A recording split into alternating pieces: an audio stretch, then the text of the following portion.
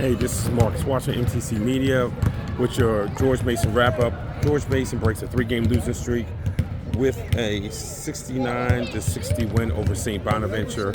Obviously, the ink has run on this thing. But the Patriots were led by Keyshawn Hall's 15, Jared Billups 14 points. But as Tony Skinn said at the post-game presser, probably the MVP today was Baraka Okoji, who just brought so much energy. He played a career-high 29 minutes. He brought so much energy on both ends of the floor, got deflections, got steals, everything else. He ran the team, something that some of you young point guards need to understand, or young primary ball handlers, run the team. And he did that. And he ended up with a line that doesn't look like much because it's 8 points, 4 assists, and 2 rebounds. But he's the most impactful guy because he was the guy driving the train on defense to put that ball pressure, to get Mason back in the game after they had blown the lead and helped spur an 11-0 run. He's the guy that got deflections. He did all that stuff. He took one shot. He was 1 from 1 from the field. He was 6 for 8 from the free throw line. One shot, and was the most impactful player on this team today in a game that, let's not kid around, Mason needed to win.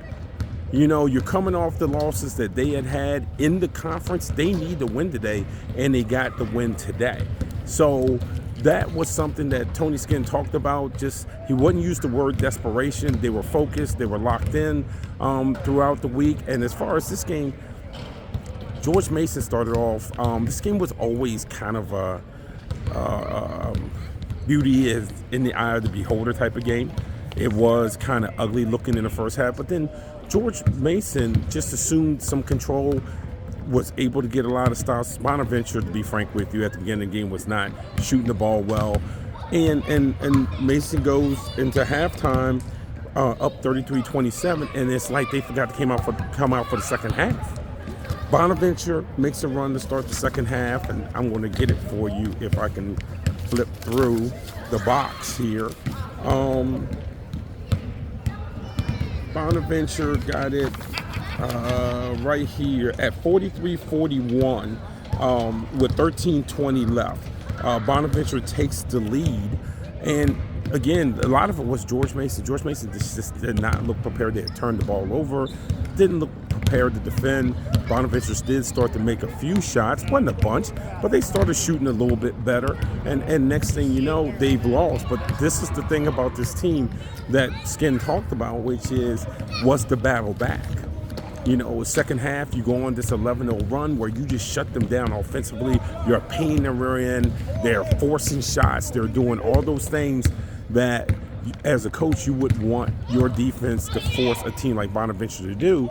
And then that's where George Mason assumed control of the game, made free throws at the end, got stops at the end, and ended up with, like I said, this great win.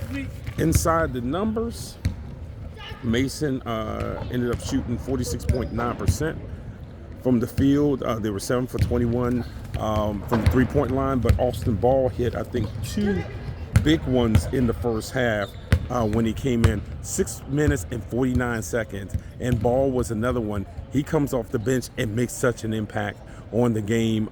If you listen to the post-game presser, which is on our YouTube channel, you'll hear Tony Skinn speak about just what Ball brought not only today, but how he's staying locked in despite the amount of minutes that he's getting. And he delivered today, because when he was hitting those shots in the first half, again, those were shots that Mason needed. All of those things count. I thought Keyshawn Hall played okay. He was 4 for 9 from the floor, 13 points and 8 rebounds. Look, there's enough film on how good Hall can be in games and how he can impact games.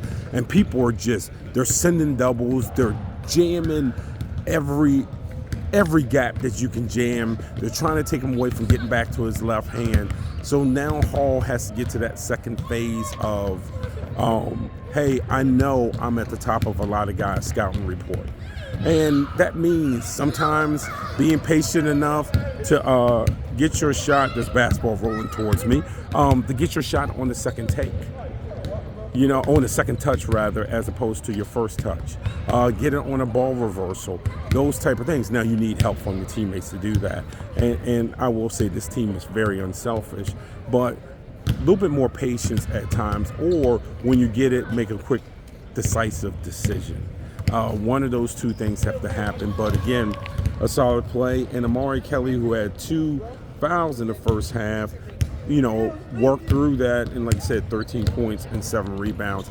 I thought that Kelly and Keyshawn in the first half were really great on the boards. Jared Billups came in and grabbed 7 rebounds, and he was, to me, excellent in the second half. Again, learning how to impact the game without scoring. Even Trey Wood came in the second half, only played 5 minutes and 18 seconds. But again, when he came in, made an impact on the game. So again, George Mason, 69, St. Bonaventure, 60. I will see you again tomorrow from College Park as Michigan State comes to play Maryland. It's Mark Swashman, MTC Media.